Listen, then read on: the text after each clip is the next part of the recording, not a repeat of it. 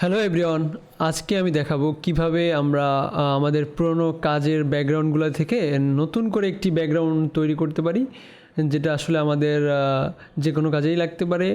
2D animation হোক বা lo-fi animation হোক, লোফি হোক, হ্যাঁ লুফ হোক, মোশন হোক, সব ক্ষেত্রে আমাদের কাজে লাগতে পারে। তো এই বিষয়টা নিয়ে আজকে কথা বলা বা এই ভিডিওটা তৈরি করা, আজকে আমরা দেখাবো আসলে কিভাবে আমাদের কিছু এক্সেসরিজ থাকলে বা আমরা নতুন করে একটি ব্যাকগ্রাউন্ড স্বল্প সময়ের মধ্যে কিভাবে তৈরি করতে পারি, সেই বিষয় নিয়ে আজকে ভিডিওটা তৈরি করা। আশা করি পাশে থাকবেন। যদি কারো কোনো প্রশ্ন থাকে আমার প্রোফাইলে ফলো দিয়ে কমেন্ট করে জানাতে পারেন, আর যদি কেউ শিখতে চান সেটাও জানাতে পারেন কমেন্টের মাধ্যমে। আশা করি সবাই বিষয়টা বুঝতে পারছেন। Thank you everyone.